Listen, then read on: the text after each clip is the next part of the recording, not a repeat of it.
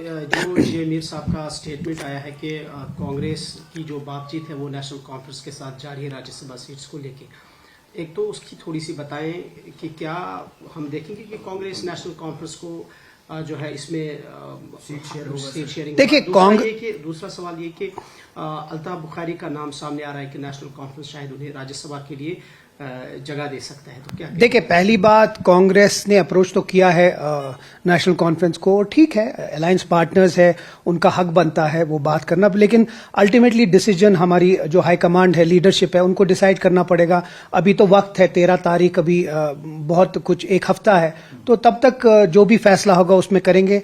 बहुत सारे लोग ये चाहते हैं कि जिस तरह असेंबली इलेक्शन में हमने बहुत सारे कुर्बानियां दी, इस बार नेशनल कॉन्फ्रेंस इंडिपेंडेंटली लड़े, ऐसी भी एक थिंकिंग है पार्टी में, लेकिन अल्टीमेटली जो हाई कमांड है वो डिसाइड करेगी। देखते हैं कुछ दिन में ये फैसला हो जाएगा। और जब हमारे पास अपने इतने कदावर लीडर हैं तो हम बाहर से क्यों लें, इसका जवाब तो मुझे लगता है यही होगा।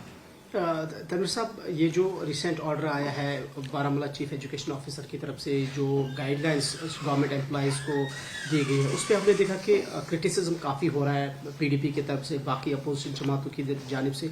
सो एक ऑर्डर के हवाले से भी बताएं और थोड़ा सा जो अपोजिशन की जा रही है क्या कुछ।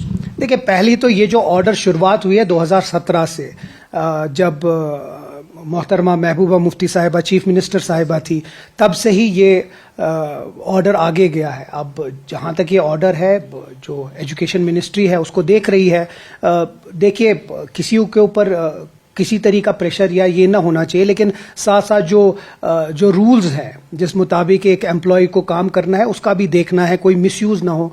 बाकी अगर 2017 में गलत है तो आज भी गलत है, अगर 2017 में ठीक है तो फिर आज भी ठीक है। ये वैसी बात है जो पीडीपी वाले हमारे ऊपर तंकीद करते हैं, शायद वो ये नहीं जानते कि उन्हीं ने ये ऑर्डर पहला निकाला था, उन्हीं की तरफ से ये ऑर्डर आया था और वही ऑर्डर आज भी चल रहा है, उसको रिपीट किया गया है। तो जहां तक हमारी बात है, हम इसके ऊपर नजरसानी करेंगे और देखेंगे कि ये किसके बोलने पे हुआ, ये क्यों ऑर्डर निकाला और इसकी क्या वजूहत थी, वो हम आपको आस्ते आस्ते बता देंगे। की तैयारी और कोई ऐसे नाम जो सामने आ रहे हैं अभी? नहीं, अच्छी बात है। हम बहुत टाइम से इस चीज को बार बार इलेक्शन कमीशन के साथ उठा रहे थे कि यहाँ के जो राज्यसभा सीटें हैं बहुत सारे बरसों से वेकेंट है और जम्मू कश्मीर की आवाज़ लोग राज्यसभा में नहीं हो रही है, तो उसकी वजह से जल्द इसमें इलेक्शन हो। अच्छी बात है, हुआ। आज नोटिफिकेशन भी निकली है, 13 तारीख तक last day of filing the nomination है और 24 तारीख को इसका इलेक्शन होगा। और उसके साथ जो आज की न्यूज़ आ रही है कि आज शाम को 4 बजे तक नगरोटा और बडगाम की भी शायद सीट्स पे इलेक्शन हो जाए, तो अच्छी बात है। जितनी भी जहां वैक्यूम है, जहां चाहे वो बडगाम है चाहे वो नगरोटा है, कि वहां के लोगों को भी उनके रिप्रेजेंटेटिव मिल जाए, तो अच्छी बात है। एक खुशाइन कदम है।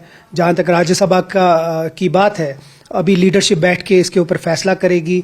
उसके बाद देखते हैं, आपको जो नाम होंगे वो आप तक हम पहुंचा देंगे। साहब, जो जे मीर साहब का स्टेटमेंट आया है कि कांग्रेस की जो बातचीत है वो नेशनल कॉन्फ्रेंस के साथ जारी है राज्यसभा सीट्स को लेके।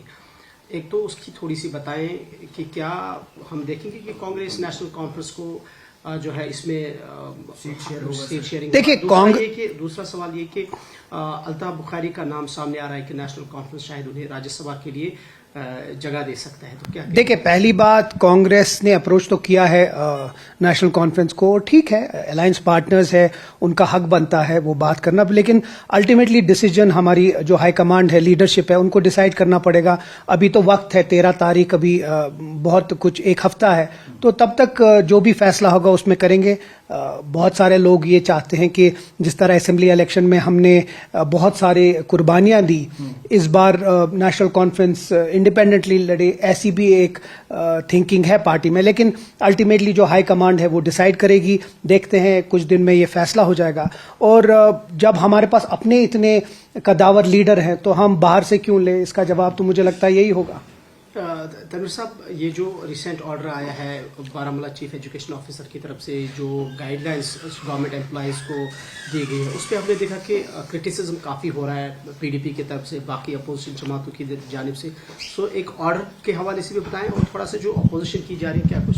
देखिए पहली तो ये जो ऑर्डर शुरुआत हुई है 2017 से, जब मोहतरमा महबूबा मुफ्ती साहिबा चीफ मिनिस्टर साहिबा थी, तब से ही ये ऑर्डर आगे गया है। अब जहाँ तक ये ऑर्डर है, जो एजुकेशन मिनिस्ट्री है उसको देख रही है। देखिए, किसी के ऊपर किसी तरह का प्रेशर या ये ना होना चाहिए, लेकिन साथ साथ जो रूल्स है जिस मुताबिक एक एम्प्लॉय को काम करना है उसका भी देखना है, कोई मिसयूज ना हो। बाकी अगर 2017 में गलत है तो आज भी गलत है, अगर 2017 में ठीक है तो फिर आज भी ठीक है। ये ऐसी बात है जो पीडीपी वाले हमारे ऊपर तंकीद करते हैं, शायद वो ये नहीं जानते कि उन्हीं ने ये ऑर्डर पहला निकाला था, उन्हीं की तरफ से ये ऑर्डर आया था और वही ऑर्डर आज भी चल रहा है, उसको रिपीट किया गया है। तो जहां तक हमारी बात है, हम इसके ऊपर नजरसानी करेंगे और देखेंगे कि ये किसके बोलने पे हुआ, ये क्यों ऑर्डर निकाला और इसकी क्या वजूहात थी, वो हम आपको आस्ते आस्ते बता देंगे।